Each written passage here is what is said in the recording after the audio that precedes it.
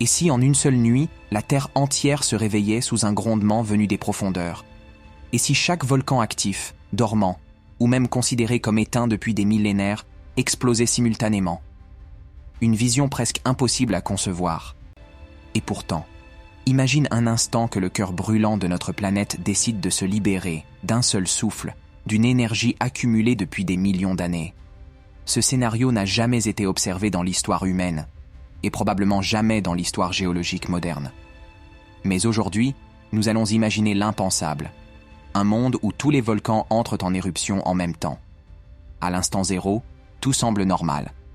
Les villes dorment, les océans sont calmes, les satellites observent la Terre comme chaque nuit. Puis les premiers signes apparaissent presque simultanément. Un frémissement des sols, des vibrations sous les montagnes, des panaches de fumée jaillissant de dizaines de points à travers le globe. En moins de 5 minutes, 500 volcans explosent. En 10 minutes, 1000. En 1 heure, la planète entière se transforme en un gigantesque réseau de fissures en flammes. Les premières réactions humaines seraient la panique, car face à pareille catastrophe, aucune technologie, aucune armée, aucune agence spatiale ne peut intervenir. Les systèmes d'alerte s'allument rouge partout. En Islande, au Japon, en Indonésie, en Italie, sur la côte ouest des États-Unis, au Chili, au Mexique, en Nouvelle-Zélande. Partout où un volcan existe, il se réveille. Les éruptions simultanées créent un effet domino. Les ondes sismiques produites par l'ouverture de centaines de chambres magmatiques secouaient la croûte terrestre comme jamais auparavant. Des mégaséismes, d'une magnitude dépassant 9,5, secouaient les continents. Les plaques tectoniques, d'ordinaire en mouvement lent, se mettent à glisser brutalement. Des failles se rouvrent. Des montagnes s'effondrent. Des villes entières sont arrachées du sol. Mais le plus terrifiant n'est pas encore visible. Les panaches volcaniques s'élèvent dans l'atmosphère à une vitesse inimaginable. Certains dépassent 30 km de hauteur, pénétrant la stratosphère. Les satellites météorologiques détectent des colonnes de cendres plus épaisses que tout ce que l'humanité a déjà connu. Très vite, les avions commerciaux n'ont plus le droit de voler. La navigation aérienne mondiale s'arrête, non pas par mesure de précaution, mais par impossibilité totale. Tous les moteurs réagiraient instantanément en avalant les cendres volcaniques. Sur les continents, les populations proches de zones volcaniques n'ont aucune chance.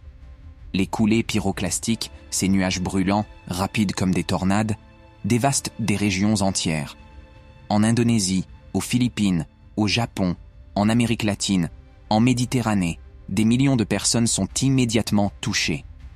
Mais l'échelle de la catastrophe dépasse de loin tout ce que les secours pourraient gérer. Même les pays éloignés des volcans, comme le Canada, la Russie ou certaines régions d'Afrique, ne tardent pas à subir des effets indirects. L'atmosphère s'assombrit. En moins d'une journée, un voile gris recouvre le ciel sur tous les continents. Le soleil devient une lueur diffuse derrière une barrière de poussière. Dans certaines zones, la nuit tombe en plein jour. Des pluies acides commencent à tomber dans les pays sous le vent des panaches. L'odeur de soufre envahit les villes. Les capteurs de qualité de l'air explosent leurs limites.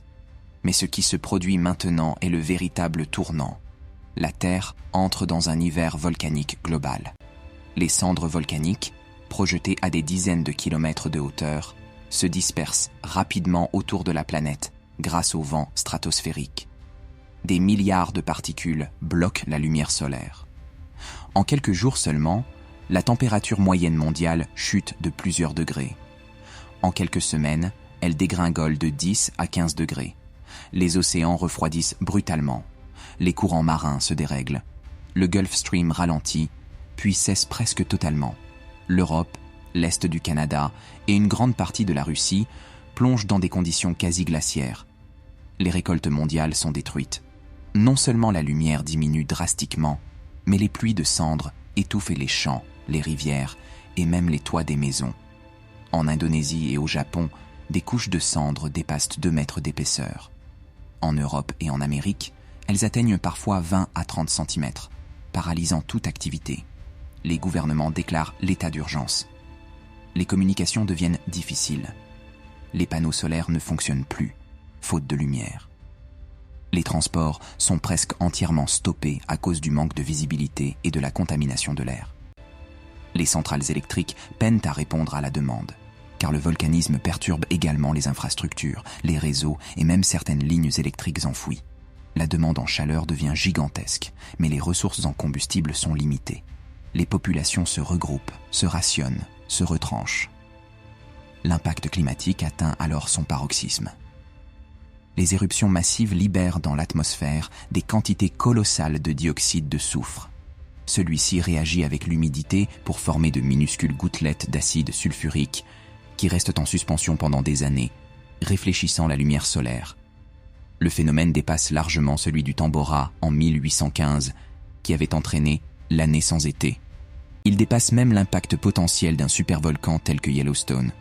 Nous parlons ici d'un refroidissement massif, global et durable, équivalent à celui engendré par une petite ère glaciaire, mais en accéléré. Pendant ce temps, l'activité volcanique continue. Certaines éruptions s'arrêtent au bout de plusieurs heures. D'autres durent des jours, des semaines, voire des mois. Les volcans sous-marins, eux aussi en éruption, chauffent des pans entiers des océans, créant des poches d'eau surchauffées. Certaines zones maritimes deviennent mortelles pour la vie marine. Les poissons meurent par millions, les récifs coralliens blanchissent instantanément, les mammifères marins fuient vers des zones plus tempérées, créant des migrations chaotiques. Les volcans de rift, comme en Afrique de l'Est, ouvrent des fractures gigantesques. Certains lacs volcaniques dégazent brusquement, libérant des nuages de dioxyde de carbone suffocants. Lacs entiers bouillonnent, libérant des gaz létaux dans les vallées environnantes. En Antarctique, des éruptions sous-glaciaires provoquent la fonte de lacs internes, créant d'immenses poches d'eau qui se libèrent sous la glace, accélérant encore certains glissements. L'activité volcanique sous-marine dans les dorsales océaniques déstabilise la circulation de l'eau profonde. Le climat est désormais irréversiblement bouleversé pour plusieurs années, voire plusieurs décennies. L'impact sur la faune est catastrophique. Les animaux herbivores ne trouvent plus de nourriture. Les prédateurs, affamés, s'aventurent dans les villes. Les oiseaux tombent du ciel en raison de l'air chargé de particules. Les insectes eux-mêmes sont décimés. Les écosystèmes s'effondrent en chaînes. La société humaine tente de s'organiser. Certains pays possèdent les infrastructures nécessaires pour résister plusieurs mois. Les greniers alimentaires, les réserves énergétiques, des zones agricoles protégées ou des serres indépendantes de la lumière extérieure. D'autres ne survivent pas à la première vague de froid ou de famine. Des migrations massives se produisent, non pas vers des pays plus riches, mais vers ceux qui disposent encore de températures supportables ou de ressources géothermiques. Car ironiquement, dans ce monde envahi par les volcans, la géothermie devient l'énergie la plus stable. Certains pays comme l'Islande, la Nouvelle-Zélande ou le Japon, malgré les destructions initiales, se tournent vers la chaleur de la Terre pour alimenter ce qu'il reste de leurs infrastructures. Les villes proches de zones géothermiques deviennent des refuges. Mais la question est, l'humanité pourrait-elle réellement survivre ? La réponse dépendrait de la durée des éruptions. Si l'activité cesse rapidement, la planète pourrait commencer à se remettre en quelques années. Les particules les plus fines resteraient dans l'atmosphère un certain temps, mais la température pourrait remonter progressivement. La végétation repousserait, les océans se reconstitueraient, mais si certaines éruptions persistent pendant des années, alors nous entrerions dans une mini-ère glaciaire qui pourrait durer une décennie ou plus. Une grande partie des cultures mondiales disparaîtrait. Les populations diminueraient drastiquement à cause de la famine et du froid. Les sociétés humaines se fragmenteraient, devenant plus locales, plus autonomes, plus dépendantes des énergies souterraines. La plus grande question serait de comprendre ce qui aurait provoqué un tel réveil global. Car c'est là le cœur du mystère. Un événement de cette ampleur défie totalement la logique géologique. Pour que tous les volcans du monde entrent en éruption simultanément, il faudrait une cause interne d'une intensité inimaginable. Peut-être un changement brutal dans la pression du manteau terrestre, une variation gigantesque dans la chaleur interne, ou même un phénomène cosmique affectant la structure de la planète. Quoi qu'il en soit, une telle synchronisation serait le signe d'une transformation profonde de la Terre elle-même. Avec le temps, la vie finirait par reprendre ses droits. La planète, malgré ses colères, possède une incroyable capacité de résilience. Les volcans, bien que destructeurs, sont aussi créateurs.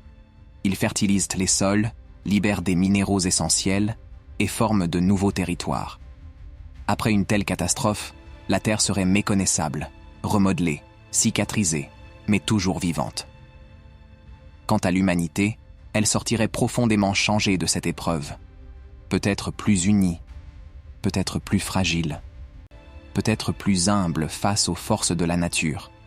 Ce scénario, aussi extrême soit-il, nous rappelle une vérité fondamentale. Sous nos pieds se cache une énergie colossale, une force brute qui peut façonner ou détruire le monde en un instant.